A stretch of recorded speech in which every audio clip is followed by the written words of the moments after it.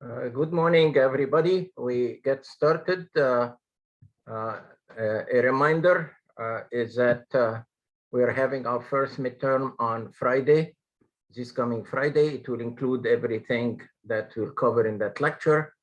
And you'll get the instructions and the test itself on the assignments on the web page. So it's a take-home exam. You commit yourself not to seek help from anybody and return the test to be in the Word file. You return the test edited into my personal email because I'll be grading it myself. All right, so what we'd like to do is cover a chapter that is related to the different designs of nuclear reactors. And in that case, we are going to share, admit here.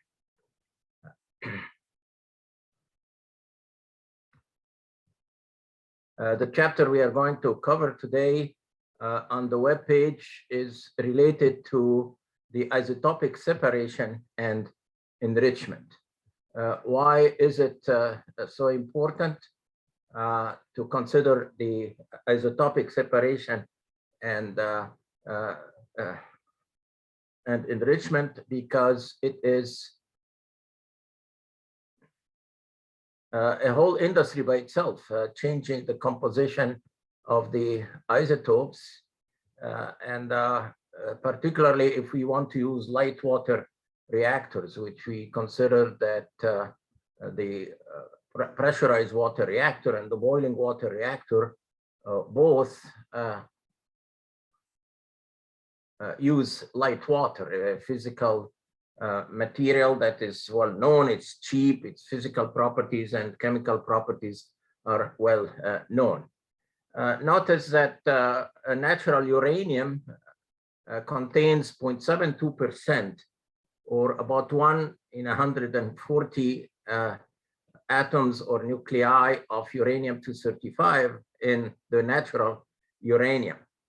Some reactor designs, as we'll see, like the heavy water reactor, can use, and graphite reactors, in fact, can use natural uranium as a fuel. However, if we want to use water, the hydrogen in the water absorbs neutrons. And we need to increase the amount of uranium-235 to account for the absorption of the neutrons in the hydrogen in the water. So in that case, we need to increase the enrichment of, or the amount of uranium-235 in the fuel that we use. In light water reactors, as we'll see, the enrichment level ranges from 3 to 5%. There is absolutely no reason for that other than some kind of a rule of thumb imposed by Admiral Hyman Rickover, who developed the nuclear navy. He didn't want to have enriched uranium widespread in the world. In that case, you would know later that submarines use enrichment at a very, very high level, from 60% to 90%. We know also that weapons use enriched uranium in the 90% uranium-235. So he didn't want to have uranium used by rogue nations. I don't think any rogue non-national group can use it. So he imposed a 3 to 5% limit on land-based reactors. That leads to the land-based reactors being very bulky in size, very large in volume, costing high capital cost. However, we can go all the way to the 20% according to international treaties. That's the limit imposed by the International Atomic Energy Agency, 20% enrichment in uranium. In fact, it is used in research reactors where isotopes for medical applications and biological applications are generated and used. Whenever we increase the enrichment of uranium from the 0.72% that exists in nature to the level of 3 to 5%, we are left with uranium that's now depleted in the isotope uranium-235. We'll see later that that depleted uranium found also applications that we'll discuss, and whatever is left from enrichment plants is left for a future, maybe fuel cycle, where we can breed according to the equation that I gave you in a previous assignment. You can generate more fissile fuel, say plutonium-239 from uranium-238, than what you started up with. And this is the only system in nature where, as you are burning fuel, you are producing more fuel. Another system that is possible is in the thorium. Thorium-232 is 4 times more abundant in nature than uranium. And in that case, you can enrich it in another equation that I asked you to balance. You can turn it into uranium-233. But there are also other applications of enrichment. So that's why it's called isotopic separation. Some other people call it isotopic tailoring. By modifying the enrichment levels of different isotopes, you can get different properties of materials. For example, if we want to use natural uranium, obviously we don't want to have hydrogen in water, so we enrich the water itself into the isotope of deuterium. And deuterium now is hydrogen that has a nucleus that has already an excess number of neutrons, so it is reluctant to absorb another neutron, turning into tritium. So if you use heavy water in that case, using the heavy isotope of deuterium, then you can use natural uranium, and it's easier, as we'll see, to increase or enrich light elements like hydrogen rather than enriching the heavy elements like uranium-235. You can also separate the lithium-6 from lithium if you want to produce tritium for future fusion reactors. We'll see that as we proceed further. You can separate boron-10, the isotope boron-10, from boron, and boron has a very strong absorption for neutrons, boron-10 in particular, so it has uses in the control rods of nuclear reactors, but also in nuclear medicine, because in that case you can place the boron-10 in a soft tissue tumor, brain tumors in particular, and then irradiate it with neutrons, and you can kill the tumor in general. There are large commercial enrichment plants in the industrialized countries, France, Germany, the Netherlands, the UK, USA, and Russia. Smaller plants exist in Japan, South Africa, Brazil, Argentina, Pakistan, North Korea, and Iran.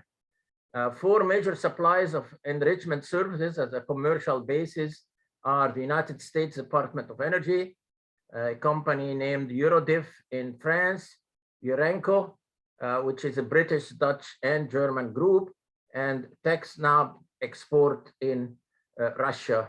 In that case, all of these are suppliers of enrichment in general. What our ambition today is learn about this industry of isotopic tailoring or enrichment and its different applications. Let me check very quickly I'll stop here and check the admission, the participants room for our, let me see here, everything has been already admitted, so I'll share the screen back again. All right, so let us look at the different applications of isotopic tailoring or isotopic enrichment. One of the most important applications is in nuclear medicine. Some of you will choose it as a career, a very really rewarding career. And if we deal with the medical application of radioactive isotopes, there are three different segments in the field. One of them is the diagnostics. You can tell what is the disease and by imaging the system. And example of the application there is the gamma imaging and positron emission tomography. Now, positron emission tomography, you use an isotope of fluorine, for instance, fluorine 19, and it emits two gamma photons. It emits first a positron, so that is the antimatter of the electron. It finds an electron, and a process called annihilation occurs. So in that case, you get two photons, and you use a camera to detect the two photons, and it can tell you about biological processes that are happening in the human body. In gamma imaging, we have about 8,500 nuclear medicine departments in the world using gamma cameras to detect different diseases in different organs: the heart, brain, bone, lung, and the thyroid gland. There exists about 20,000 gamma cameras in use. And in gamma imaging or gamma rays imaging, we use isotopes like gallium-67, zinc-68, zinc-67, indium-111, and iodine-123. Positron emission tomography is the latest development in the field. There are about 200 positron emission tomography centers in the world. You can read more about it in another chapter. So that is for imaging and diagnostic diagnosis of disease. So that is one area of application of radioactive isotopes. The second area of application is radiation therapy. If you increase the dose of radiation, you can get them absorbed in different isotopes, and then they can, through the radiation itself, they can have therapeutical kind of actions. One of the most famous ones is brachytherapy. It turns out that in the same way that women get breast cancer and ovary cancer, it is very common, about 10% of men get the prostate cancer. And one method of curing it is obviously surgery, removing the prostate, but brachytherapy is applied to older men. In that case, small seeds of radioactive isotopes are inserted into the prostate. They emit radiation and can kill the tumor in that case. So they are named seeds in a tumor. So in that case, that replaces surgery, particularly for individuals, older people, and the prostate cancer occurs primarily in older people. To replace surgery, they cannot survive surgery, then brachytherapy can save their life. We get every year in the United States about 300,000 new cases of prostate cancer. So it seems like for men, at least, it's a very threatening disease. It's an end-of-life disease, as a matter of fact, for those who are not cured. The radioactive source often used in the seeds is iodine-125, and that's made out from the decay of xenon-124 in general. A new development is to deplete titanium-46. Natural titanium is suitable biocompatible material, which is being used to encapsulate radioactive seeds for brachytherapy for prostate cancer. The third application is pain relief, palliative care of pain that arises in terminally ill patients. Can be some kind of simply reduced, especially for people who have metastasis. Metastasis is when cancers start propagating over the whole body. So in whatever is left of their life on Earth, they should not suffer. So this is called pain relief in the case of the spread of breast, prostate, or lung cancer. And this idea of pain relief is still a system under development.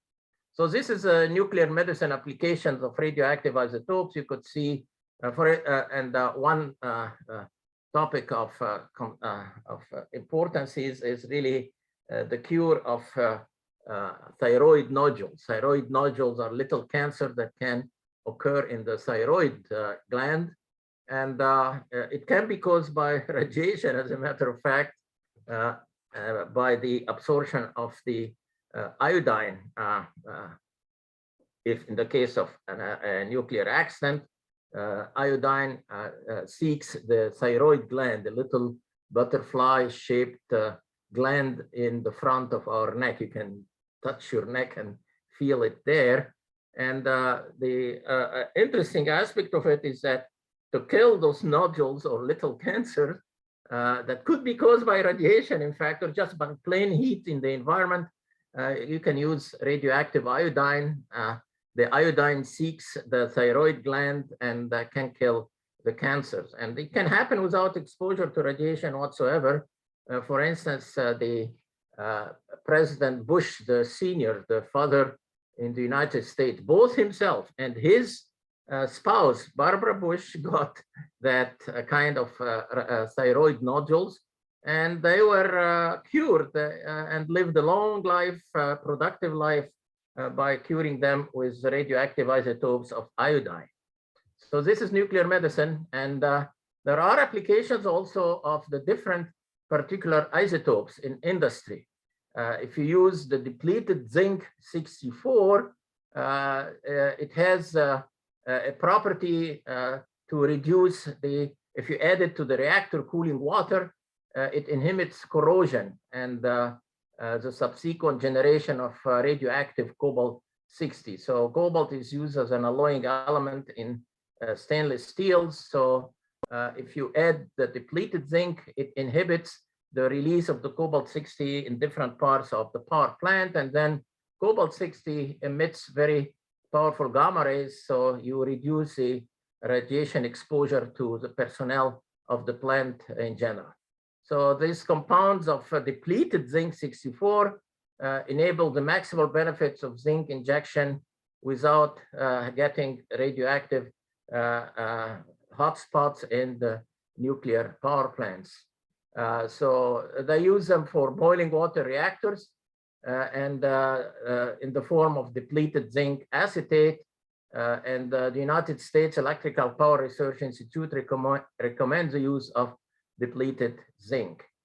You think about also the possibility that's being under study of transmuting or changing the long-lived isotopes in spent nuclear fuel by the enrichment process in terms of reducing the long-lived isotopes so that they decay and turn into stable elements on a shorter time basis. Example, using molybdenum 95 is used in an experimental process to transmute the long-lived radioactive isotope.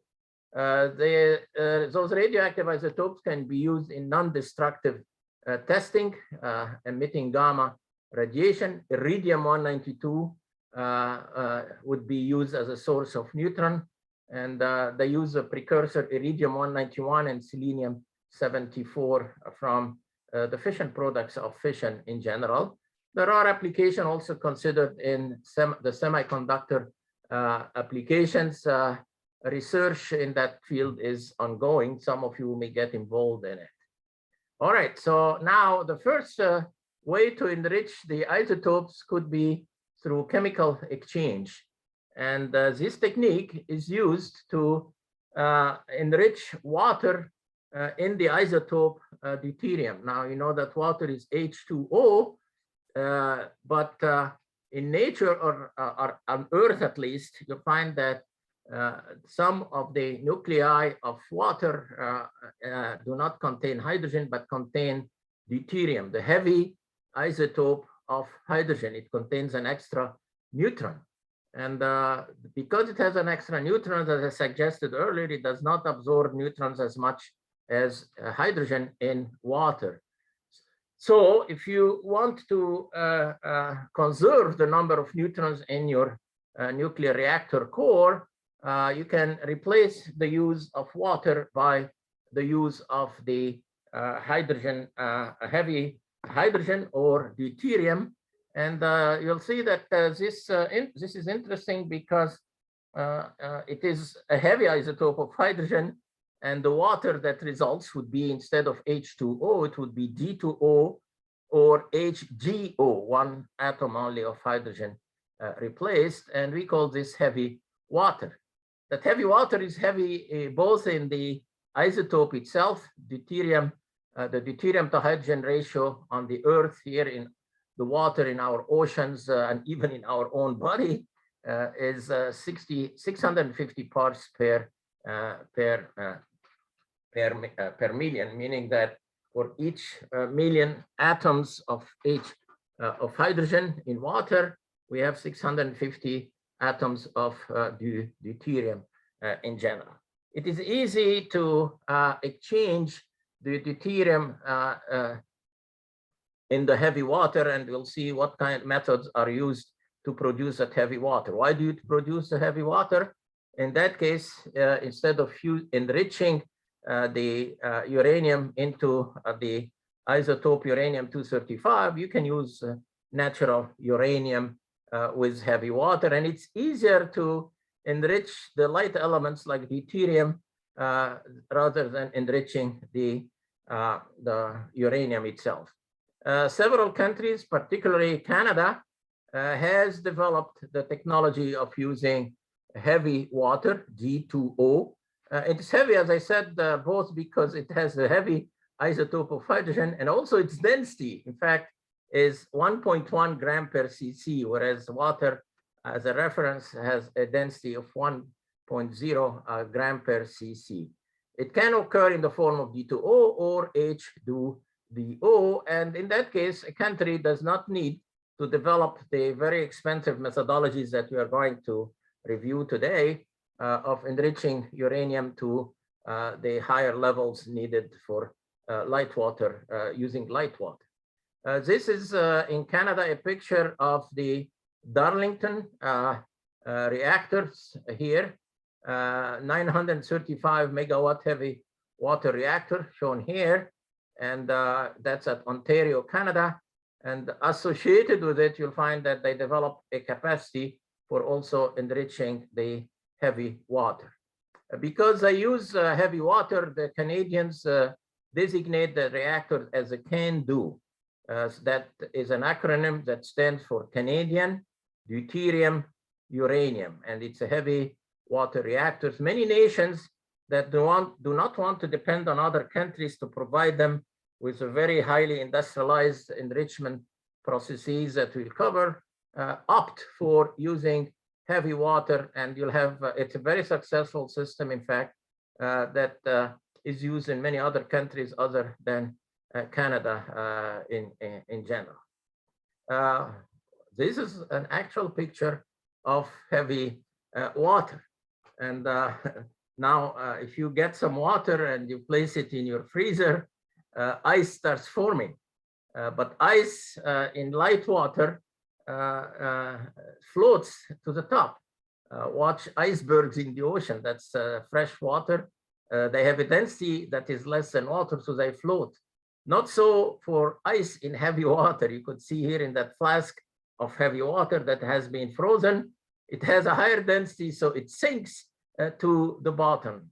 Light water would float, but the ice from heavy water would, because it has a lower density, but the ice in heavy water does sink because it has a higher density than the water itself.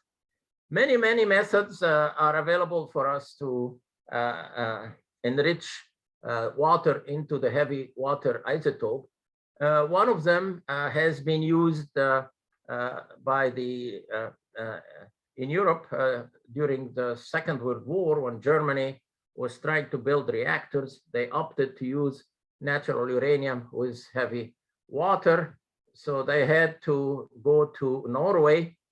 Norway is known, as you know, for its fjords, and its fjords help them develop when they bring in water from high in the mountains, develop lots of hydroelectricity. So they produce a tremendous amount of power. And the company in Norway at Vemork here is shown with its plant that was producing during the Second World War, before the Second World War, in fact, heavy water from electrolysis. And that's one reason why the Germans occupied Norway. And the way it is done is through the process of electrolysis. It turns out that if you pass a DC current in water, water, as you know, would dissociate into hydrogen and oxygen going to the positive and the negative electrodes.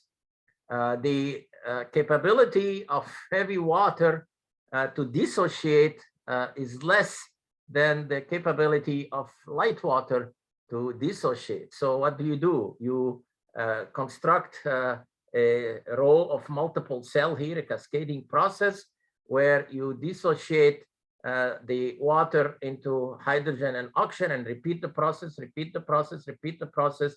You can reach a level of 90% heavy water, H2O and D2O, compared with what you started with. So it's an electrical process. If you watch the late night movies about the Second World War, the Allies sabotaged the efforts of Germany to create or generate the heavy water in Norway. And they kept bombing the plant. They kept sent the commando raids against it. They even sank a ferry with people in it with the last shipment of heavy water headed toward Germany. And some people suggest that still some of the drums that contain the heavy water, because now remember, heavy water, ice is heavier than water, they're still at the bottom of the ocean there at Vemork. Another process by which we can produce heavy water is through distillation.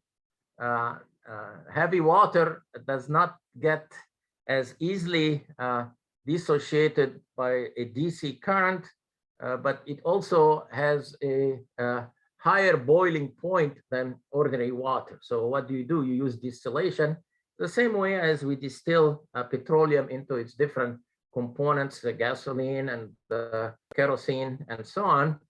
And in that case, you try to use the same process as the refining of petroleum products, take it to advantage the difference in the boiling point of these two isotopes. And in that case, you use those very tall distillation tower, almost the same as in refineries. This is a plant that was built in Savannah River. They had a heavy water reactor at Savannah River using heavy water to produce plutonium for the weapons industry. And in that case, they built those 130-foot tall distillation towers. Now that process, interestingly enough, happens also in nature. So if you go to the Great Salt Lake here in the United States, or you go to the Dead Sea in the Middle East, the evaporation has favored the evaporation of light water. So there is a higher concentration in both at those places of the heavy water in those two lakes. So the process is very simple. You heat up the water with a I would call it a catalyst, maybe using hydrogen sulfide. You know, hydrogen sulfide symbol is HF. It has the same smell as rotten eggs, or if you go to just rotten eggs, and a simple process by which an exchange in the heavy deuterium isotope and the hydrogen occurs with some some constant that stability constant that takes advantage in that differential in temperature in that case. So this is in Ontario, Canada, a heavy water production plant. I've shown you the one that was in the United States. Those reactors in Savannah Rivers have been retired. This is one that was built in Iran when they were trying to build a heavy water reactor of their own. I think this has been stopped with some agreements that are being debated, yes, no, about the Iranian nuclear program. The process basically is a chemical reaction where you mix water with hydrogen sulfide, H2S, as a matter of fact. Now, some of the atoms in H2S contain deuterium. So when you get steam and mix it with H2S, you'll find an exchange reaction occurring in that that H2O here takes one of the atoms from the hydrogen sulfide in that case and turns into hydrogen sulfide. The reaction is reversible. So in that case, the H2S mixed with the H2O eventually turns back into HGS. In such a chemical reaction that's reversible, we define what we call the equilibrium constant, which is that symbol of square brackets here means the concentration of HGO multiplied into the concentration of the H2S divided into the concentration of the water divided into the concentration of the HGS. So in that case, you'd see that now the H2O becomes HGO, and one of the deuterons from the HGS now has been replaced into the water. Now that equilibrium constant depends on the temperature. At 25 degrees, it's 2.37.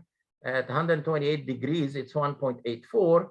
So when you place the mixture of the hydrogen sulfide and the water in those fractionation towers, the same as refineries, they trickle down on shelves from the top to the bottom, and you repeat the process several times, the first stage, the second stage, the third stage.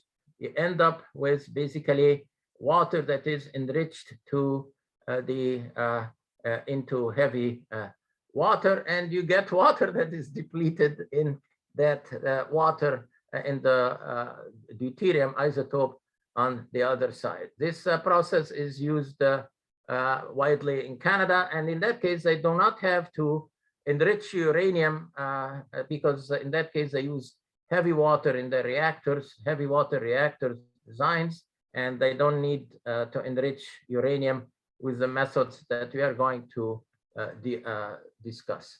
Before we go further, there is a need in the future for the production of tritium to generate the D plus T reaction of fusion. We discussed that that tritium is also used in thermonuclear devices, and it's easy to produce the tritium when you use the isotopes of lithium, lithium-6 and lithium-7, and if you irradiate them in nuclear reactors, you absorb the neutron in them, and in lithium-6 or lithium-7, and you produce the tritium. Tritium is an isotope of hydrogen that it doesn't exist much in nature except a very trace amounts from cosmic radiation interacting with the Earth's atmosphere, but it is needed to maintain the stockpile of thermonuclear weapons because I gave you, I think, a small problem. You can calculate that after one half-life, tritium loses 5% of its nature. It turns into helium-3. So for nations who have thermonuclear weapons or use deuterium and tritium to boost the energy from fission weapons by having the DT fusion reaction occur in it, then they need to separate the lithium-6 and create what's called the simply produce tritium from lithium-6. The United States, UK, France, China, Israel believe to having facilities for lithium-6 separation in quantities for the manufacture and maintenance of boosted fission and thermonuclear weapons. Russia did explode the device using lithium deuteride powder in the form of lithium-6 deuteride before the United States did, even though the so-called, or what they call sloika, or layer cake design was not a thermonuclear device capable to any significant yield. So lithium-6 then is needed for the existing stockpile for thermonuclear devices. In fact, the control of the production of tritium can be done, and reducing the yield of nuclear weapons from the megaton to the kiloton just by controlling the presence of or tritium manufacture in general. However, in the future fusion type of an economy where we now burn deuterium, you can have deuterium burned with tritium, and tritium for the first generation of fusion reactors would have to be produced from lithium-6. And you could see there the resource issues that lithium poses a world here, because right now we are using lithium in lithium-ion batteries. The screen of your the computers that we use, the phone that we use, and electrical vehicles use lithium ion batteries in general. The United States built huge plants to separate in the second, well, not just for the Second World War, but also in the Cold War era, built huge industrial complexes here. This is what's called the Y12 plant at Oak Ridge, Tennessee. Why Tennessee? Because Tennessee is rich in hydroelectric resources, coal resources, so it uses tremendous amounts of electricity. Also at Knoxville, Tennessee, you find the Alcoa company. This is the aluminum company of America. It uses huge amounts of electricity. So that Y12 plant was built there because of the availability of electrical power. And the Y12 plant used the magnetic separation of the Calitron process of separating uranium-235 from uranium metal. And it began the initial effort of separating lithium-6 from lithium from the natural lithium, which is lithium-6, a mixture of lithium-6 and lithium-7. 3 processes were used: COLEX, ELEX, and OREX. COLEX stands for column exchange. So they use column exchange column exchange to separate the isotope lithium-6 from the isotopes of lithium. And this is a column exchange. It's a chemical process, and the material that was used was mercury. When you mix lithium with mercury, you create an amalgam. It's the amalgam of, with that case with mercury, favors the separation of lithium-6. Then once you get the lithium-6 into the amalgam, or a compound or an alloy between lithium and mercury, you heat up the amalgam and you can release the mercury, and you end up with the isotope lithium-6. So this is a solution tank used in that COLEX process, and in that case you can get pure lithium-6. This is a flask of that lithium-6, a mercury flask used in the lithium-6 enrichment. The process is not very highly documented because they separated lithium-6. They built a whole plant for that purpose, but then they discovered that there was no need for it. We'll come back to this topic maybe. I think I covered it to a certain extent in the chapter on the nuclear world.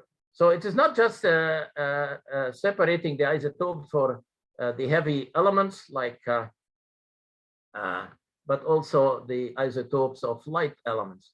Another isotope of interest, the light isotope boron-10, is separated from boron because it has a much higher absorption for neutrons than the other isotope of boron.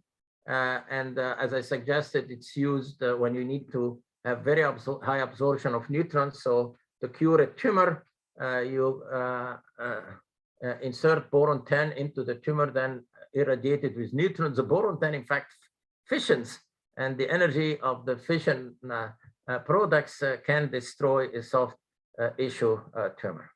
So there is enrichment of the light isotopes as well as enrichment of the heavy isotopes.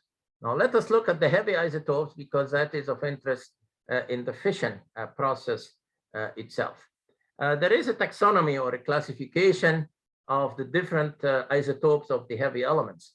When these isotopes have an odd number, mass number, like uranium-235, an odd number 5 here, or uranium-233 bred from thorium as 233. Also in the fission process, neptunium-237, odd number, plutonium-239, plutonium-241. These are all heavy element isotopes that occur in the fission cycle or production of fission energy, and they're all odd numbered. Now, it turns out that odd numbered isotopes are very, very unstable. So if you just introduce a neutron into them, it doesn't have to have any kinetic energy, just zero energy neutron turns those nuclei of those isotopes to become very unstable, and they simply fission into 2 parts. So those isotopes with odd numbers, A or mass number, are designated as fissile nuclei. We have other isotopes of interest to us, which are now even numbered: uranium-232, uranium-234, uranium-236, 238, and 232. Now, these do not fission with zero energy neutrons. If you want to fission them, in fact, you need very highly energetic neutrons, like the neutron coming from the GT reaction, where when we calculated Q values earlier, we discovered that the energy of those neutrons was 14 million electron volt, whereas the neutrons from fission are only 2 million electron volts. So fusion neutrons can have very high energies and fission those nuclei. So in that case, in fact, we should remember that these are fissionable, but we can turn them into fissile nuclei by the process of breeding. So here is the detail of the equation that I gave you to balance in a previous assignment. The neutron interacting with uranium-238 turns into uranium-239. 239 emits a negative electron and turns into neptunium-239. And in that case, an antineutrino is associated with the emission of the negative electron. Neptunium-239 itself is unstable. It emits again a negative electron, an antineutrino, and some gamma photons are emitted here, and turns into the isotope plutonium-239. Notice here we are balancing the charge. 94 minus 1 is 93. Now, when you add those equations together, you find something interesting, is that uranium-239 and uranium-239 would cancel. Neptunium-239, Neptunium-239 would cancel. So the overall result is that a neutron added to uranium-238 turns it into plutonium-239. So here we started with an even numbered isotope, fissionable, and we turned it into an odd numbered isotope, fissile. And this is the idea of breeding. You can produce more of that plutonium-239 in a nuclear reactor than uranium-235 from which you obtained the tritium initially. And this is what we call breeding. The terminology comes from biology, obviously, but this is the only process in nature where, as you are burning uranium-235 to produce that neutron here, you can produce more of another isotope that you can also use to produce even more energy. So in that case, the 2 electrons are left here, the 2 antineutrino and 1, 2, 3 gamma photon. I suggested that thorium is 4 times more abundant in the Earth's crust than uranium in general. So you can also think about a breeding cycle in thorium-232. A neutron plus thorium-232 gives us thorium-233. It is unstable, the same as in uranium. It produces a negative electron through radioactivity, turns in protactinium-233, and the protactinium-233 emits a negative electron, becomes uranium-233, and then thorium-233 cancels with thorium here. Protactinium cancels protactinium.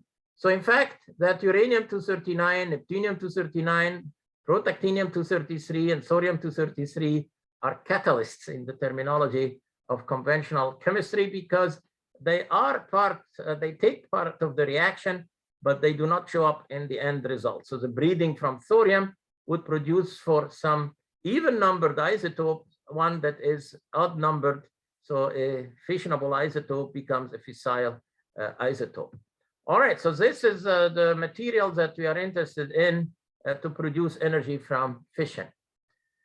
We cannot find uranium ready for us to use in nuclear reactors in nature. We have to mine it, and it occurs in nature in different forms, oxides in particular. And many countries in the world do mine uranium. Notably, Kazakhstan has large supplies of uranium. Canada has large supplies of uranium, and as well as the United States. In the United States, the area where uranium occurs is called the Grants Mineral Belt, and it was discovered at a canyon called Poison, captained by a sheep herder, Paddy Martinez, in 1951. They're insured like some kind of uranium rush, the same as the gold rush in California, people going, trying to discover deposits of uranium and become extremely rich. They use the radiation detectors, Geiger-Miller tubes, like we've seen in the chapter on gamma and X-ray detection, using mules and simply discovering the deposits and staking the deposits and becoming very rich. This shows us a part of the United States in New Mexico, a whole mountain there with sheep grazing around it, sedge in the desert of New Mexico. It's called Hayes Rack Mountain.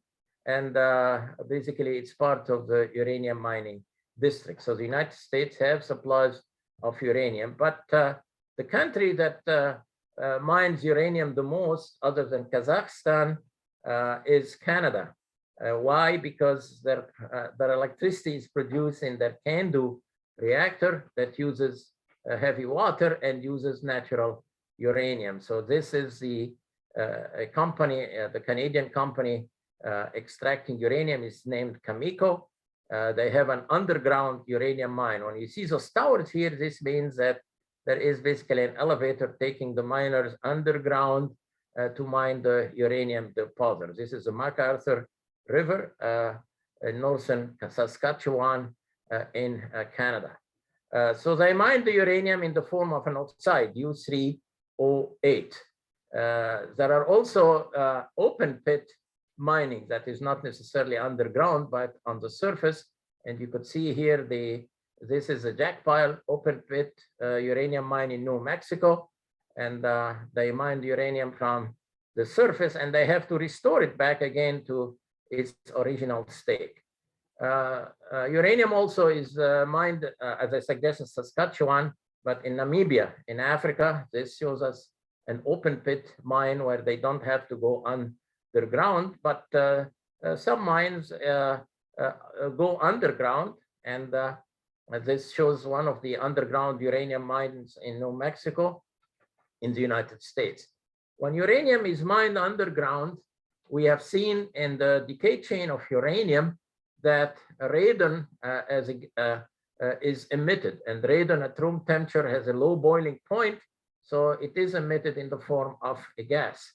Radon could find its way into the lungs of the miners, turn into a solid polonium-210 or lead-210, and cause cancer. So in that case, in uranium mining underground, an engineering aspect of the mining process is to ventilate the mines to protect the miners from the effects of radon 222 being emitted. So you could see here a ventilation shaft to ventilate against the for underground mines only. Open pit miners, of course, don't need this, but you have to ventilate it thoroughly. And then after you mine the uranium, especially from open pit mining, you try to restore the area. That is a reclaimed open pit and underground uranium mine site here in the United States, in New Mexico. The host rock is sandstone from all the way from the Jurassic Morrison Formation that was formed 150 years before present. Something interesting is shown in that photograph right here, is that one of those early prospector with geological kind of hammer, and he has discovered this petrified wood, and petrified wood in areas that were in the past obviously forests here. It seems that when it is petrified, it turns into rock where uranium gets concentrated at Ambrosia Lake, New Mexico. So he's showing us that petrified wood there. In fact, if you travel out west, you'll find at least one park where those logs of ancient wood, petrified wood, that would contain uranium. And it's a yellow-green color here in the picture. It appears on the weathered surface. So as I suggested, some people made their fortunes discovering in the uranium rush, make their fortune discovering uranium mines this way. All right, suppose now that we know that uranium exists in a given location and it is mined. In the United States, it comes out in the form, it comes in different chemical form, like in Czechoslovakia. In Europe, for instance, some of the early mines of uranium, it occurs in the form of a mineral called the pitch blende. In the United States, it occurs in the form of U3O8, uranium oxide. You'll find that the ore contains a very small amount of U3O8, maybe just 0.3%. So the first step is to concentrate it from that 0.3% to a level of 65 to 85% of U3O8. Flotation is used. Flotation is a very simple process where you use soapy materials, grind the ore, mix it with the soapy material in water. You'll find that the bubbles on the surface now carry that U3O8, and you simply gather it, and then you put it through different chemical processes. I'll show that in a diagram in refining it. So the process of producing uranium for the nuclear fuel cycle goes through different steps. This is a diagram that shows us uranium mining and conversion cycle. You start by mining the ore. Only the ore contains only 0.3% U3O8. It could be open pit mining or it could be underground mining. So that is the mining process. 0.3% is a very small concentration. So you take it to a milling and refining process. You increase the concentration to 65 to 80% of U3O8. That U3O8 is yellow in color. So we are going to name it the yellow cake. I'll show you a picture of it as we go along. Then you take that U3O8 and convert it. Different companies in the United States and worldwide do it. In the United States, the Allied company, chemical company does it. Cameco is a company in Canada. BNFL, that's British Nuclear Fuels Limited in the UK. That U3O8 is converted into a gas. The gas that is used is uranium hexafluoride. Why fluoride? Because now you have different isotopes of uranium, uranium-235, uranium-234, uranium-238 in nature. But if you go to the fluoride, you'll find that in nature we have only one isotope of fluorine. So in that case, you get a gas here in the form of, at room temperature, it's a crystal. You heat it, it becomes a gas. And in that case, that gas is what you take into an enrichment plant. And we'll look at all the methods that we know of for the enrichment of uranium. When you enrich it, you end up with from the 0.72% uranium, you end up with 3 to 5% enriched uranium for the use in light water reactors, the boiling water reactor and the pressurized water reactor. You end up with uranium now in the enrichment plant that is depleted in the uranium-235 isotope. What is left is not 0.72% anymore, but maybe 0.2 to 0.45% depleted uranium. You store this in storage yards for a future when you can use a breeding reaction where you can convert that depleted uranium into plutonium-239. We don't need that at the time being because uranium is very abundant, very cheap. So we are burning our uranium-235 without needing yet, but we need it in the future if you want to reach a level 1 Kardashev scale civilization.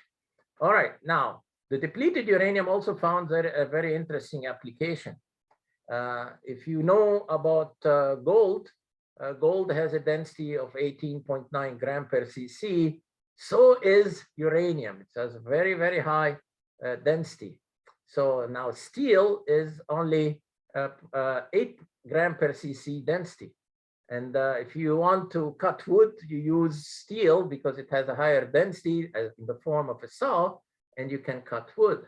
Now, depleted uranium has a very high density, about 80, as I said, 18.9 gram per cc compared to steel, only 8 gram per cc.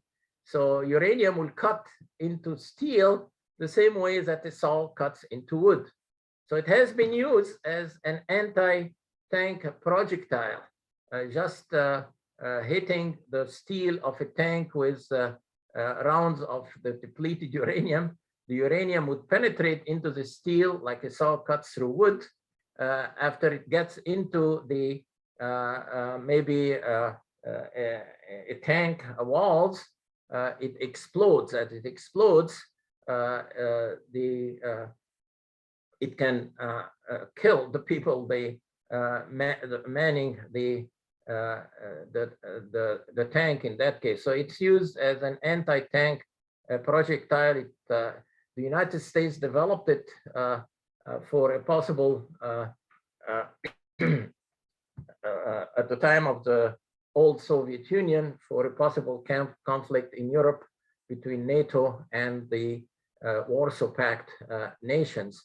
But it has not been used in Europe so far. Luckily for the Europeans, it has been used in the Iraq war, and well, to a certain extent, it was used in Bosnia in general.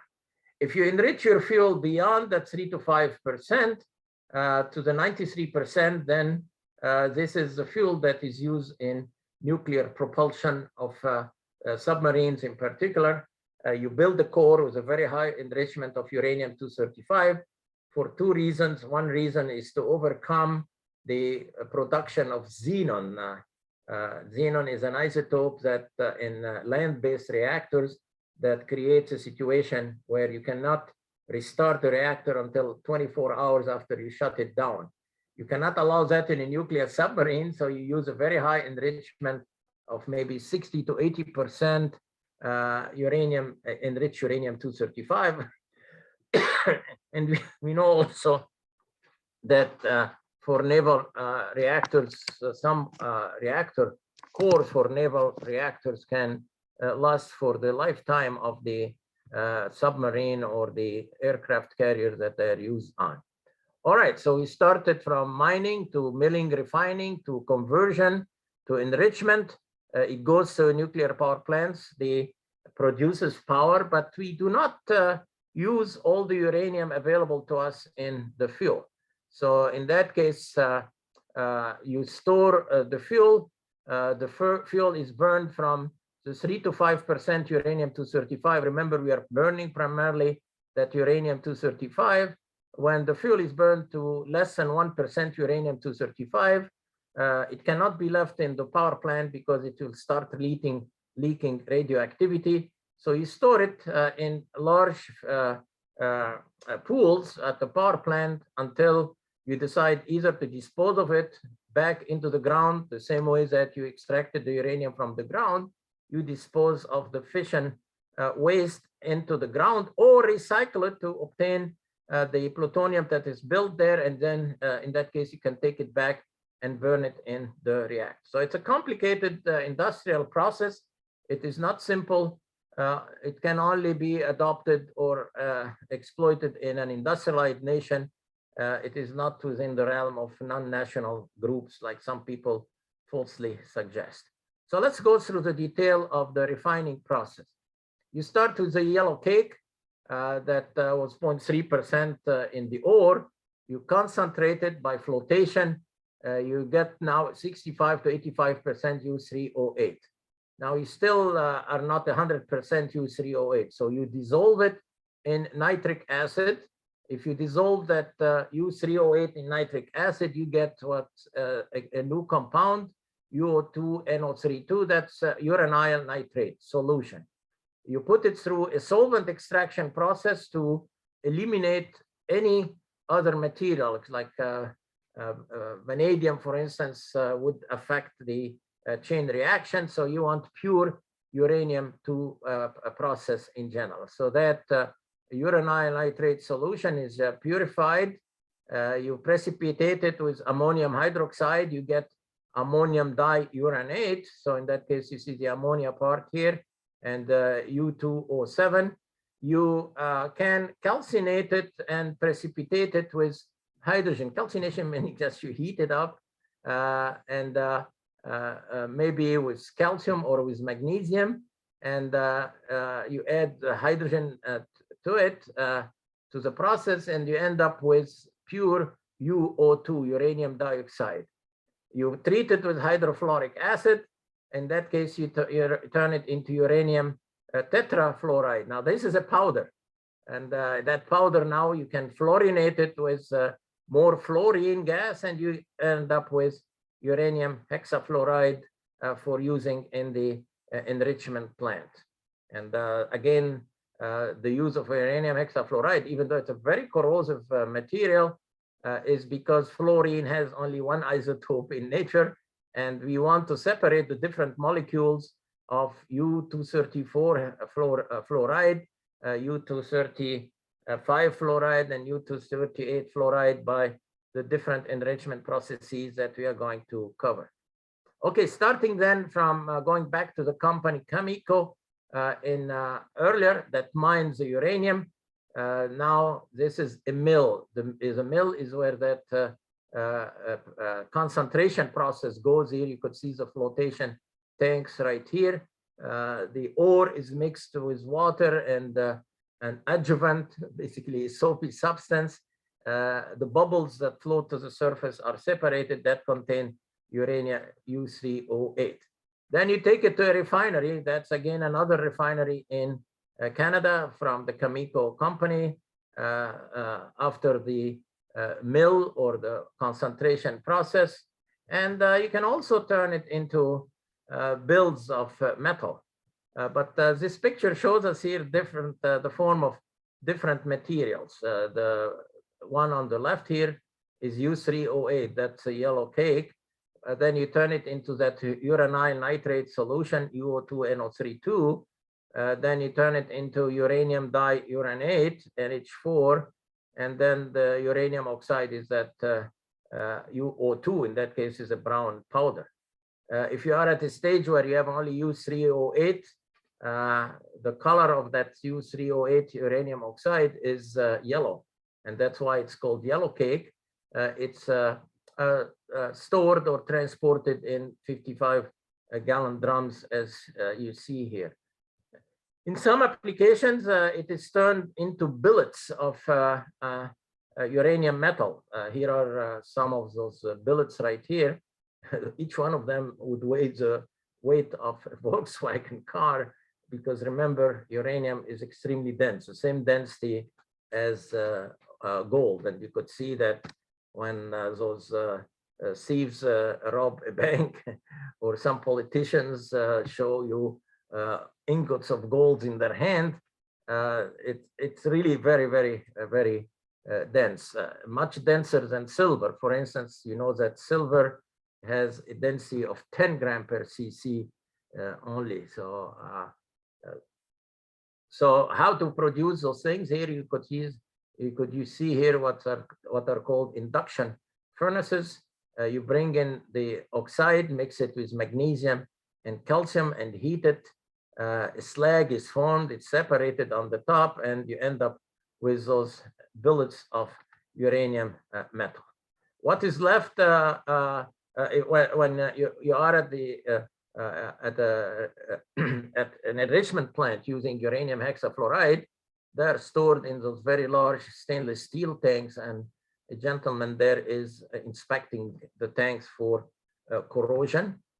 When the uranium hexafluoride is at room temperature, shown here in a glass vial, you could see it's a crystal. But when it goes to the enrichment plant in those big tanks here, those tanks are heated. And as they are heated, the crystals are gasified, and that's what you feed into the enrichment process, as we'll see later on. What you end up with is buttons shown here of enriched uranium-235. Notice that they're not left in the shape of a sphere. They're left in the shape of a puck or a flat kind of patty, maybe. The reason for this will become clear when we learn about criticality, because the surface area here to volume is very large. So the neutrons are escaping from the surfaces. They are formed by, say, some cosmic radiation interacting with uranium-235. If you form it in the case of a sphere, the surface to volume ratio of a sphere is the least in all the geometrical figures. So in that case, that those neutrons escaping from the surface, if it's spherical, if its shape is spherical, is less than when it is flat, like a flat puck, like here. And the system can become supercritical, and basically you get a chain reaction going. That's why they're flattening them. Uranium-238 is not very much radioactive. In fact, those people are wearing here the neoprene gloves to protect the uranium from dirt from their hand, like oil maybe, or some sweat into the uranium, enriched uranium pucks in general. So in fact, we have several nuclear fuel cycles. In the United States today, we are using what's called the once-through fuel cycle. We mine the uranium, as I have shown you. You turn it into uranium hexafluoride, you enrich it, you take it to the light water reactors, or the boiling water reactor, or the pressurized water reactor.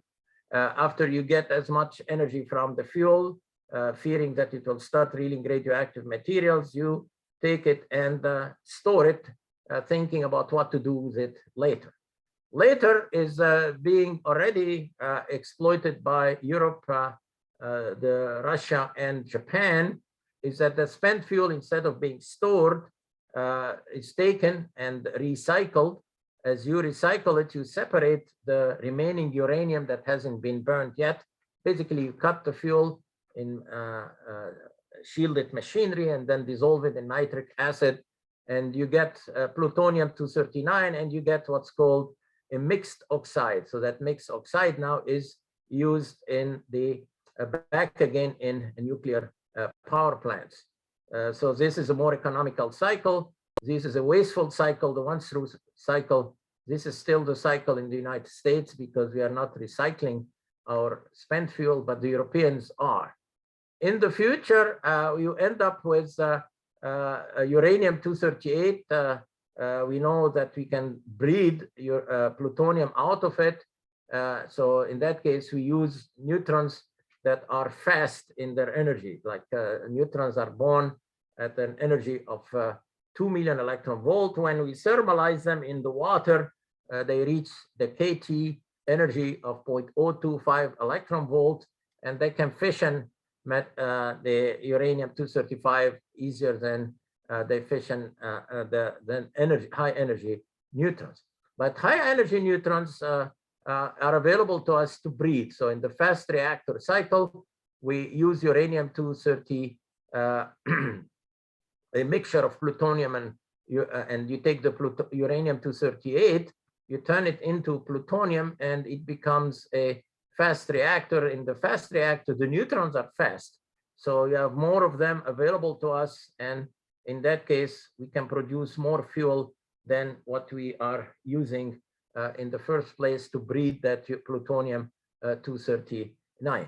And this is the vision of nuclear energy, in that if you develop the breeding process, whether it's from uranium-238 into plutonium-239, or if you develop the breeding cycle from thorium-232 into uranium-233, humanity would have an unlimited energy supply. There is no process in nature where, as you are producing energy, you can produce even more energy. So an interesting fact that is not known to many people, a trivia here situation, is that when we breed the plutonium-239 from uranium-238, we said you get uranium-239, it decays through beta decay into neptunium-239, it decays again into neptunium, emitting a negative beta particles. If you do not use that plutonium here, it's an odd numbered isotope, and burn it in existing nuclear power plant, you just store it, like in the once-through fuel cycle. Over time, look here, plutonium-239 emits an alpha particle in that case. And as it emits alpha particle, if you balance the equation, 94 minus 2 is 92. Oh, and 239 minus 4 is 235. So if plutonium-239 is not burned, producing energy in fission reactors, well, it turns back into uranium-235 over time. A half-life of 2,400 years, a long time indeed. So we better use it and produce energy out of it. So again, as I suggested, 239, 239, 239, all of these act as catalysts. They cancel from both sides of the equation. If you add up the equations, we would be adding a neutron to uranium-238, and we emit an alpha particle, 2 negative electrons, 2 antineutrinos, 4 gamma photons, and that uranium-238, in fact, is turned into uranium-235 if we do not interrupt the cycle here and the chain reactions and extract the plutonium and use it in a constructive way by fissioning it and obtaining energy out of it. All right, so this is a descriptive process, a qualitative description that we had to go through. And now we start asking ourselves a more quantitative approach to the issue of enrichment. When we enrich the fuel and we burn the fuel, we designate or define 2 important quantities that describe to us how much energy is needed to produce a certain amount, how much the amount of the isotope that's needed to produce a certain amount of energy. So let us take a reactor that is operated at a power, let's call it P sub TH. TH stands for thermal power. So in megawatt thermal, that's how we describe the power of a given reactor. And let's see how that translates into the amount of material that produces that amount of power for me. In that case, you start with the power, and we can turn this into a rate of fission, dF by dt, knowing that each nuclear reaction produces 190 million electron volt of energy. In some textbooks, it's taken as 200 million electron volt per fission, but we know better that the antineutrinos emitted in the process are not recoverable. So we do some what's called the dimensional analysis. We take our megawatt thermal, turn it into watts thermal. In that case, I should add here maybe watts sub TH. So 1 megawatt thermal is 1 million watts per megawatt. Each watt is a unit of power. It's joules per second per watt. Now, the joule per second, the energy released per, this is the power, per unit time can be turned into million electron volts per fission. And then you turn your joules here into million electron volts, so that million electron volt and million electron volt cancel. So you divide into 1.6 10 to the minus 13, and then this is the watt is joules per second. You turn this into days, and in a day we have 24 hours. Each hour has 60 minutes. Each minute has 60 seconds. If you multiply those three numbers, that's 86,000 seconds per day. You find that the nuclear reactor producing P megawatt of power, thermal power, is the power level itself multiplied into just the numbers here cancel each other, and that's 2.84 10 to the 21st fissions per day are produced in a reactor of a power of P sub TH. Now, it's not very instructive here. What we want to do is try to deduce an equation how many grams of uranium-235 we use per day to produce a certain amount of power. So in that case, we invoke back again our very famous Avogadro's law that tells me that the number of atoms in 1 gram molecular weight, which is G divided into M here, multiplied into Avogadro. This is the number of nuclei or number of atoms contained in G grams of the material of molecular weight M. In our case here, we can take M as 235 atomic mass units as an approximation, and the dF by dt now can be combined with multiplied into Avogadro's number, and we call this the breeding, the burn up rate. So the number of fissions per unit time in Avogadro's number, G divided into N is equal to M divided into Avogadro's number. So we substitute that G over N right there, and you find that now the fissions per day multiplied into grams of uranium-235 per fissions. Fissions and fissions cancel, and what are we left with? We are left with basically that the burn up rate of the fuel is 1.12 the power of the reactor in megawatt thermal grams of uranium-235, not uranium only, but particularly uranium-235 per day. And that result is very interesting because it tells us that to produce 1 megawatt thermal of power in an existing nuclear power plant, all we are burning is 1.1 gram of uranium-235 per day.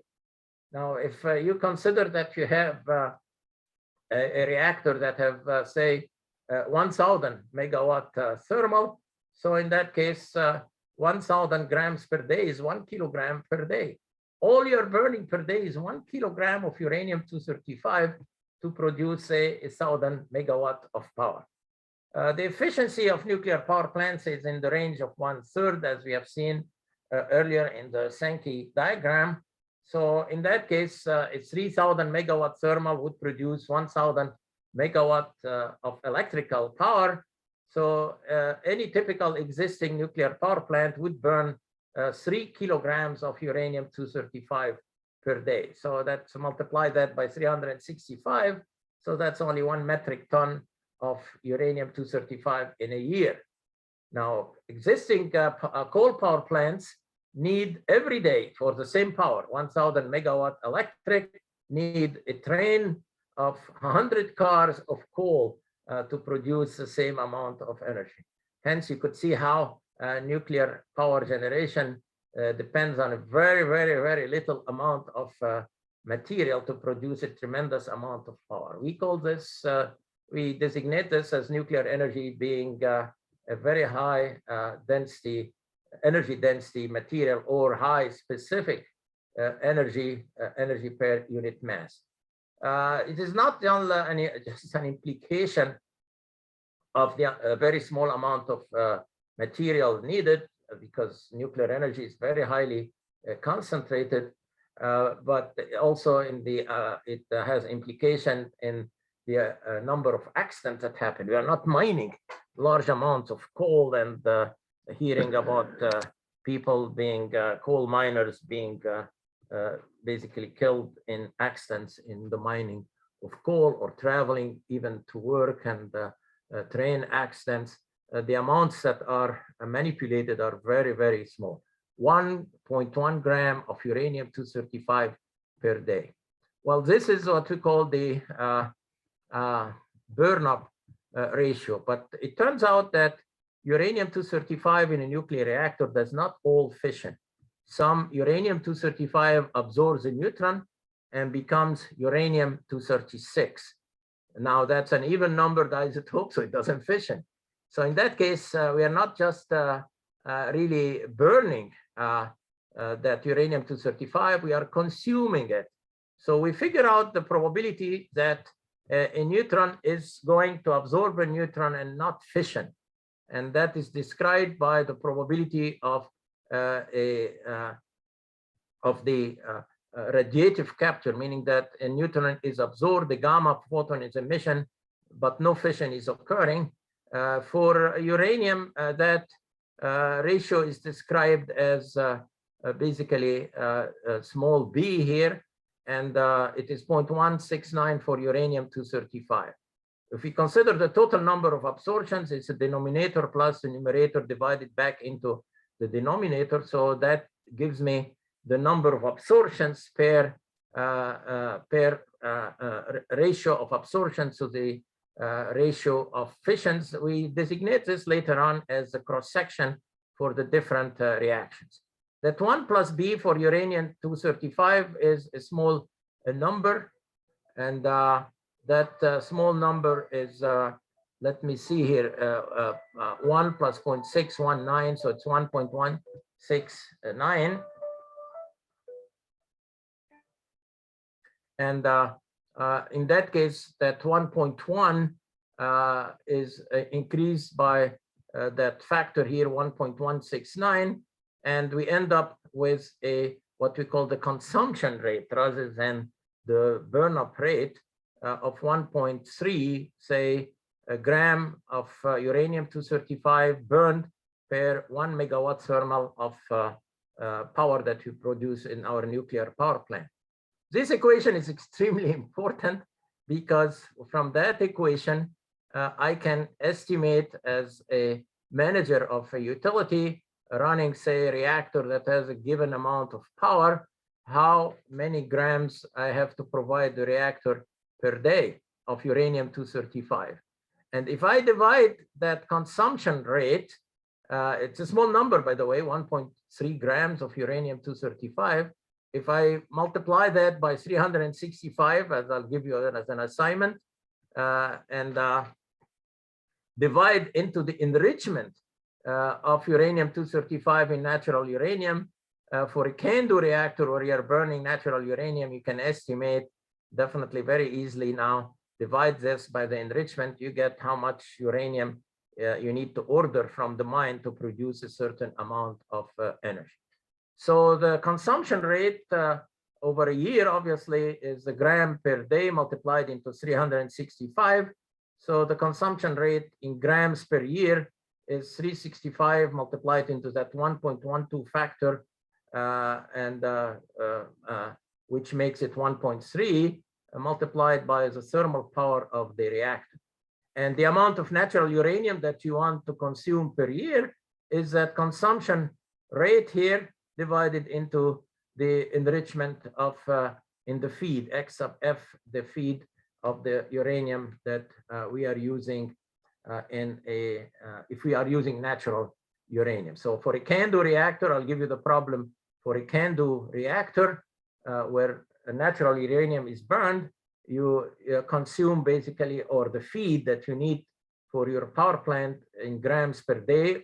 And you can turn this into kilograms. 1 kilogram is 1,000 grams. And then you can turn that into metric ton. And the metric ton, you all should know that already, is 1,000 kilograms. So you can calculate how many metric tons of natural uranium. As a manager of utility, you have to write a contract with a miner, maybe Cameco in Canada or any other uranium mining company, to provide you for your nuclear power plant per year. So you can just change that into kilogram, change it into metric ton, 1,000 and another 1,000 factor. Notice here that X sub F here is 0.72%, 0.72 divided into 100. Don't make the mistake of not dividing into 100 when you substitute in that equation. So that will be a problem for today. Now the question is, what if you use light water reactors? If you use light water reactors, we said that you have to enrich the fuel. You have to increase the concentration from X sub F here in the feed into the enrichment plant or the enrichment process from the 0.72 into the product here, enrichment of 3 to 5% for a light water reactor, or 20% that the International Atomic Energy Agency allows you to use in a civilian application like a high temperature gas cooled reactor or a liquid metal fast breeder reactor. Or if you want to produce it at the 96% level, if you want to power a nuclear propulsion, a nuclear submarine. So that would be your product, and the weight of your product would be M sub P. So if you give the feed here as natural uranium into an enrichment process, you end up with uranium enriched to a level that you want, and you have tailings that are left, the depleted uranium, as we called it, or DU. DU stands not for driving under the influence, it stands for depleted uranium. So to figure out how much I need to order now for a plant that is producing enriched uranium, we have to carry a mass balance on the enrichment plant or the enrichment process.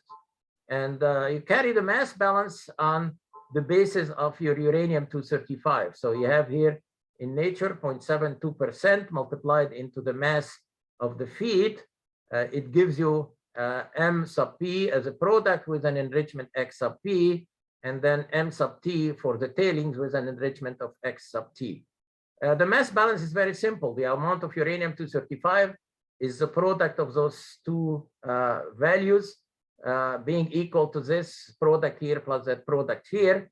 And the amount of the tailings should be also the same. So we end up with two simple equation here, that the mass of the feed is equal to the mass of the product plus the mass of the tailing. And the mass of the uranium-235 only is the mass of the feed by its enrichment, 0.72%, the mass of the product, 3 to 5% if you want it, and the mass of the tailing by its enrichment. So we have two equations in two unknowns, and that allows me to take into account the enrichment process. Again, this is the equation for the mass of the product. That would be the consumption rate divided into the enrichment. That would be in grams of enriched uranium per year. That the MP here is the MP in that equation. If we solve those two equations in the two unknowns, let's go through the process in algebra. If you have two unknowns in two equations, M sub F and M sub P there, you can solve the two equations. So let us eliminate the mass of the tailing. The mass of the tailing from that equation is equal to M sub F minus M sub P. We take that elimination process, substitute in the second equation.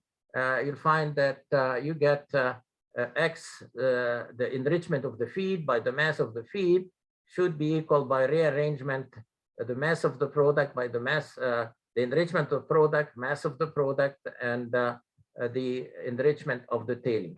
Usually the enrichment of the tailing is 0.2%, as we have seen in one of the diagrams. If you rearrange the equation, the important parameter that we want to deduce is that what is the mass of the feed, and it would be equal to the mass of the product that we need.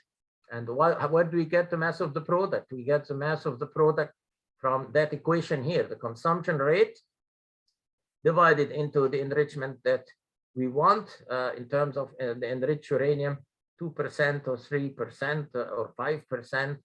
And in that case, if you want to enrich the uranium, you know the mass of the product from the equation earlier. You substitute the enrichment of the product, 3%, 5%, 20%, 90%. divided into the mass of the feed. We know that the mass of the feed is 0.72%. That is known. The X sub T here and X sub T here are also known. That's usually in the range of 0.2%. So all we need to know is what is the mass of the product from this equation here, the mass of the product, and we plug it in and we get how much is the mass of the uranium-235 of natural uranium that you have to order from the mining company for your nuclear reactors.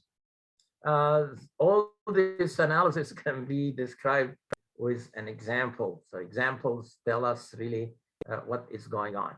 So if let's take an executive at an electrical utility and he wants to order uranium from a mine, let's say that the utility operates a 1,000 megawatt power plant of the CANDU type.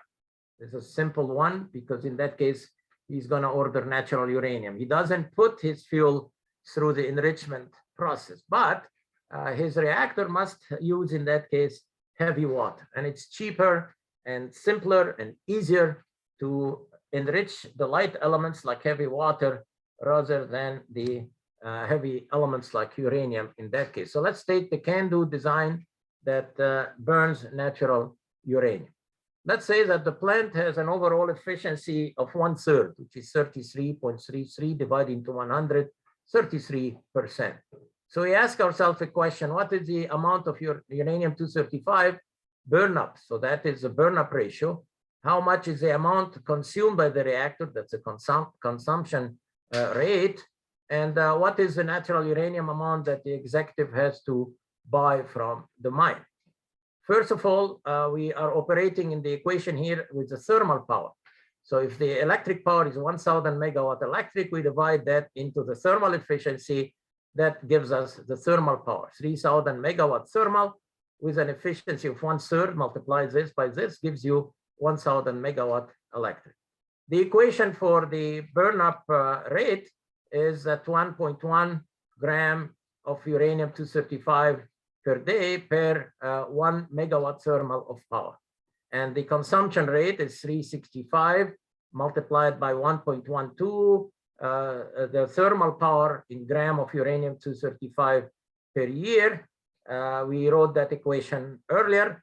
So in that case, you find that the consumption rate is 1.4, and this is here grams. So we converted the grams into metric ton. Remember again, 1 kilogram is 1,000 1 kilogram is 1,000 grams, and the 1 metric ton MT here, it is not the same as the American ton, which is 2,240 pounds. We are dealing here with kilograms, the SI system of units. So in that case, you find that your consumption rate for 1,000 megawatt electric CANDU type of plant using heavy water and using natural uranium is 100.4 metric ton of uranium-235 per year. And we suggested that you turn this into natural uranium if you divide that by the enrichment of natural uranium, which is 0.72%. So all that 1,000 megawatt of power of the nuclear power plant requires only about 197, let's say 200 metric tons of natural uranium per year. And as I suggested earlier, a coal power plant with the same power would need a car load of 100 car loads of coal per day. And you notice also that's very important in situation where you have very cold weather.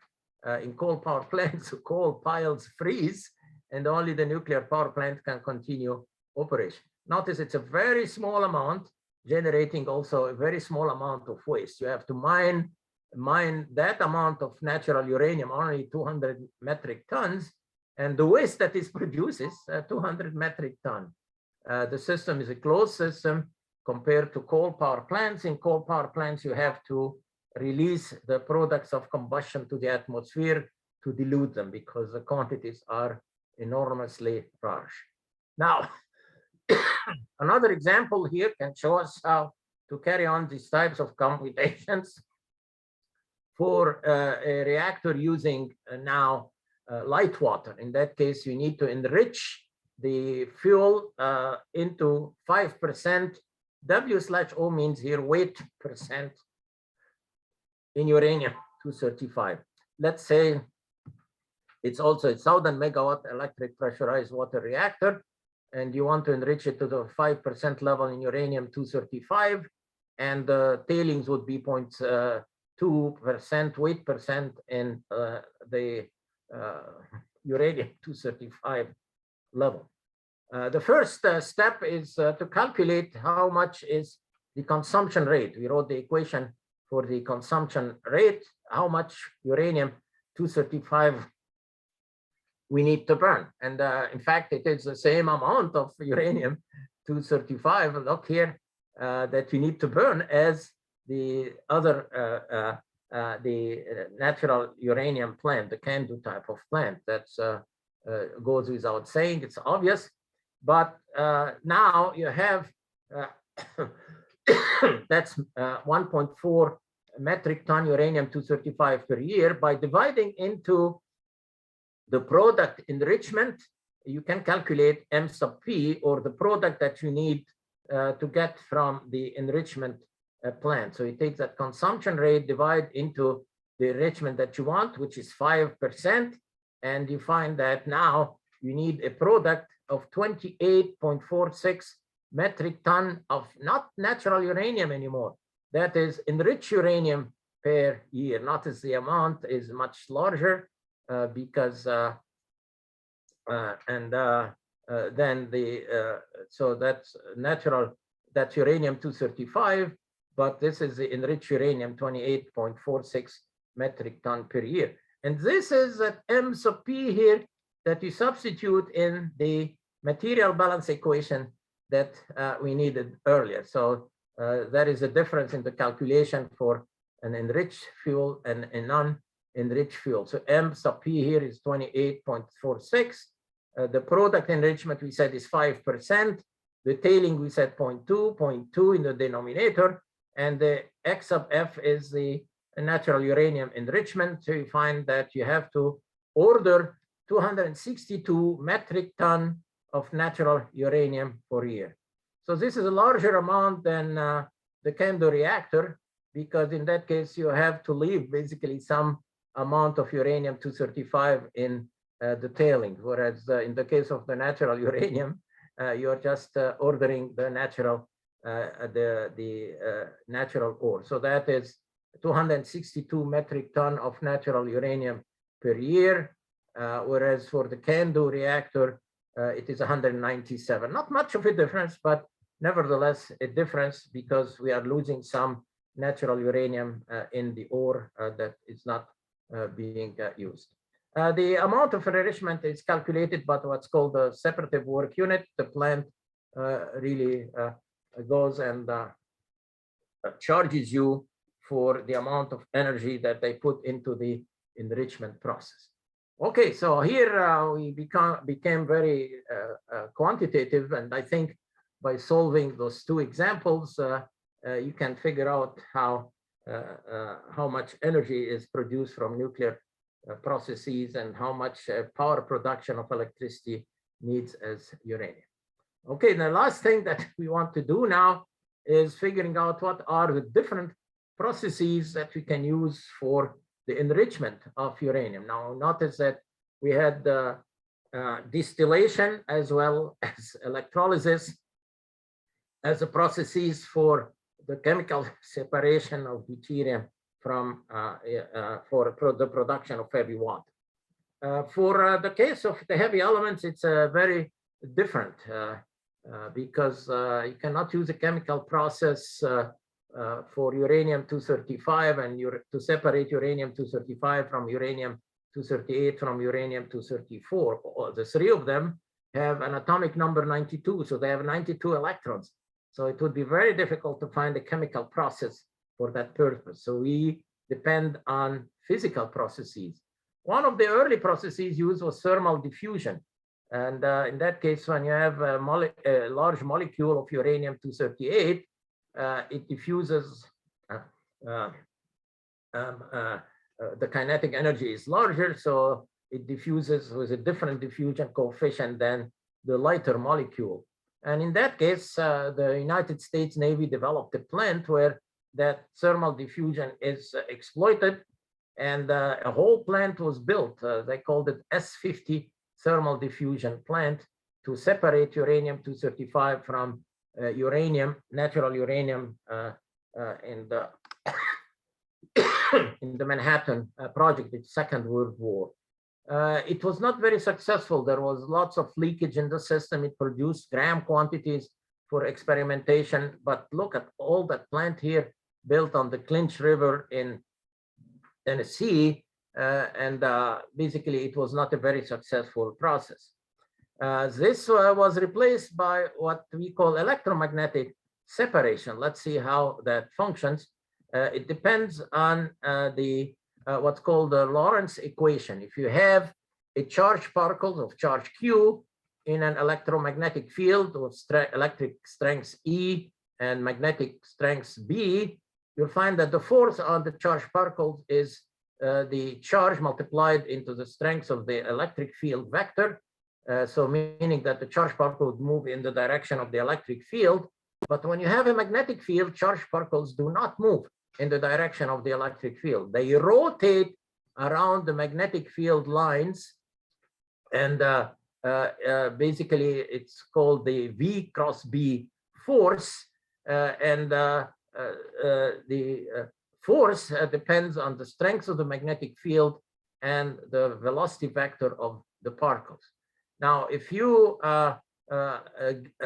consider only a magnetic field, not an electric field, so the force on the particle is V cross B. Now, V cross B means that the force is perpendicular to the cross products of the velocity vector multiplied into the magnetic field vector. So it's perpendicular to both of them, and perpendicular in a circle. It rotates in a circle, and basically it is subjected to a centrifugal force. We know the centrifugal force is mv squared over r. So if we take the magnitude of the charge of the particle multiplied by its speed, multiplied into the magnetic field, that should be equal to the centrifugal force mv squared over r.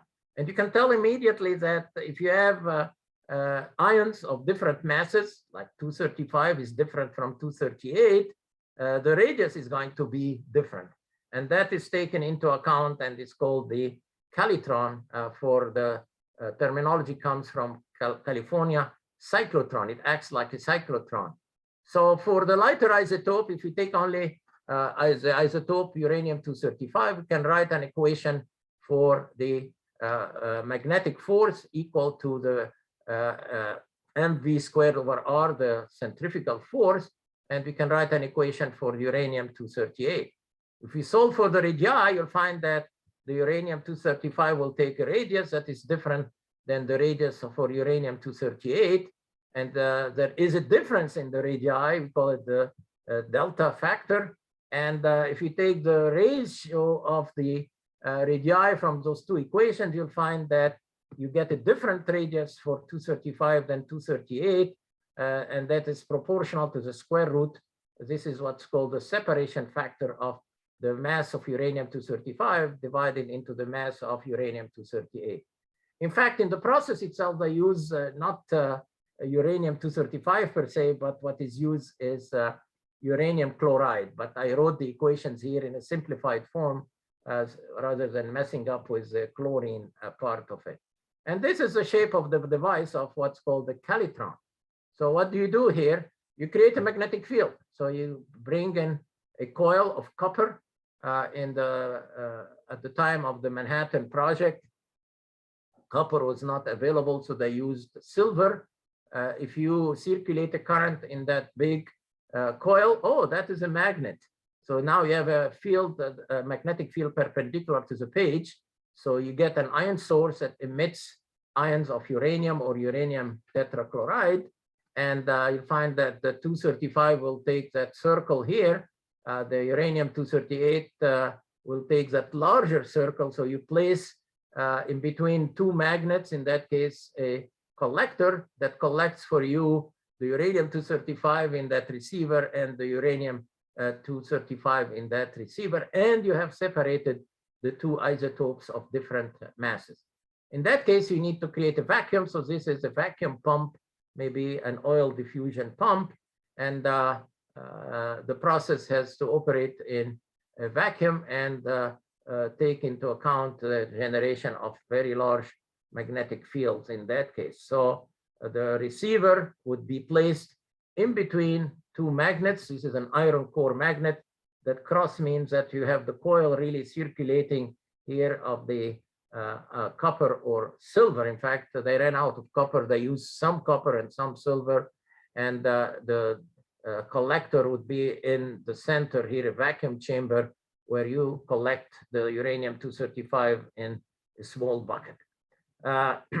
That process was relatively easy to implement, and that was, but it did not generate much uranium-235. General Leslie Grove called it a white elephant. He kept the process going because he knows that the Russians were spying on the United States along this line. What was very successful, though, the process was not very, it produced gram quantities for experimentation in general, but what was successful is the gaseous diffusion process. In gaseous diffusion, you turn your uranium, natural uranium, 234, 235, 236, into uranium hexafluoride, and you put it through that process that I've shown you into an enrichment plant. And here is a picture of how that gaseous diffusion happened. Now, you get the uranium hexafluoride into a large diffuser here, a big tank, and the uranium 238 molecules are shown by the large circles. The smaller molecules of uranium-235 is a small dot right there. You create a barrier. It's a secret composition. I would assume it's sintered nickel, because uranium hexafluoride does not corrode nickel, or nickel forms a layer of oxide that protects it from corrosion from the uranium hexafluoride. You'll find that those pores are so small that the uranium-235 hexafluoride molecules have a tendency to diffuse or penetrate the barrier more often than the molecules of uranium-238. So in that case, you end up with a stream that goes through the barrier that is enriched in uranium-235. And that process is repeated multiple times, thousands of times. And you could see here the process in a cascading way. You use tremendous amounts of electricity. You go from stage 1, you have an enrichment, you pump it into stage 2, to stage 3, to stage 4, and the recycle from stage 4 is not thrown away. It's taken back to the previous stage, taken back to the previous stage. So a plant using that process uses a tremendous amount of electricity. And I'll show you here, maybe you can see some gentlemen here, the size of those cells.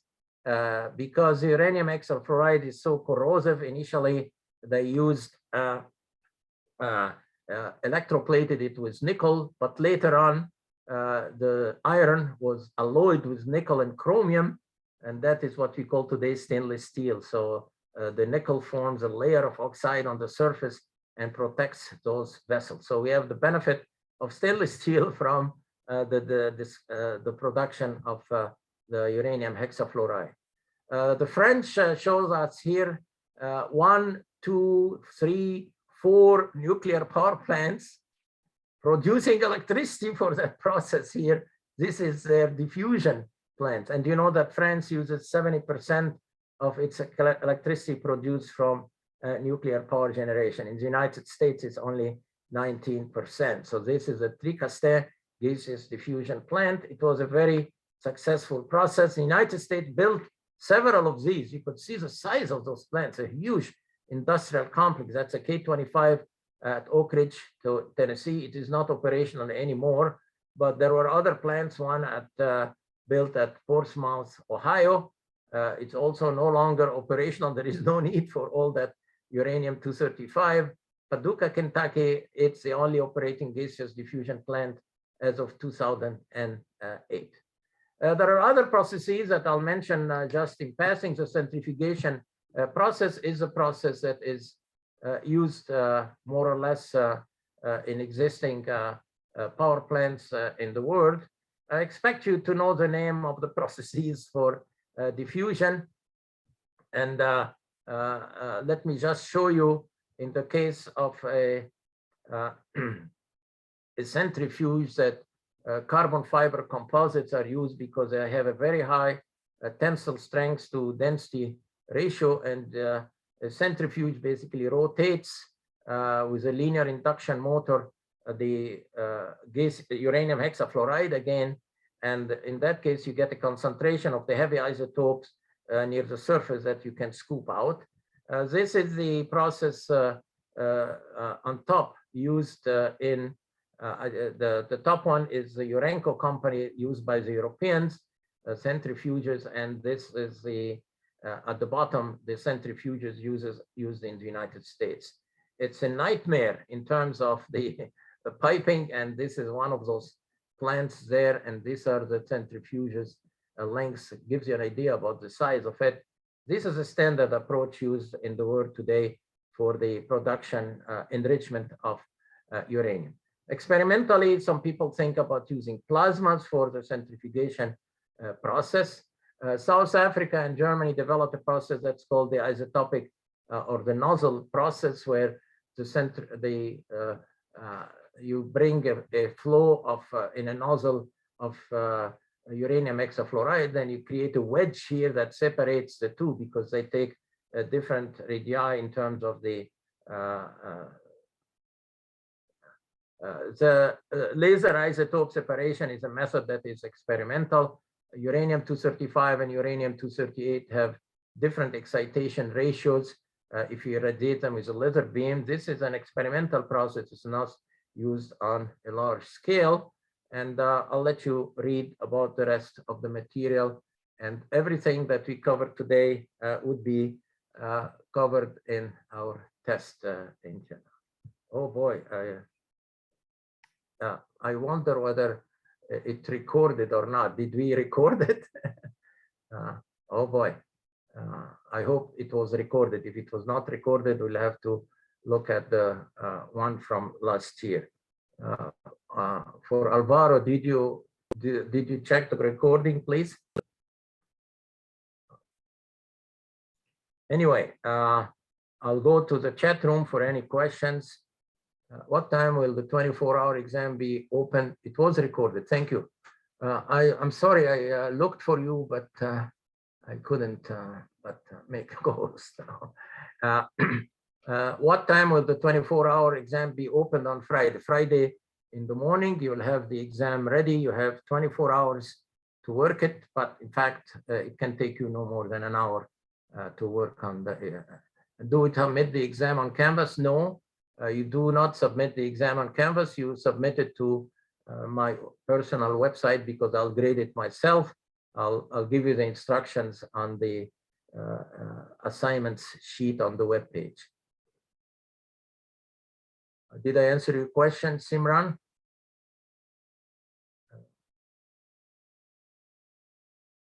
All right, so I'll make sure that the assignments for today are on the web today. It takes hours though to program it, so give me some time to program it, but I'll work on it the rest of the day. And on Friday, if you have worked the assignments, you will all get the +A. So I wish you luck. We have to go through the testing to encourage you to review the material that we have covered so far, do some good reading, solve the assignments, and you have all a chance to get A+. I hope you the best. All right, if there are no more questions, then you are excused. You can be dismissed.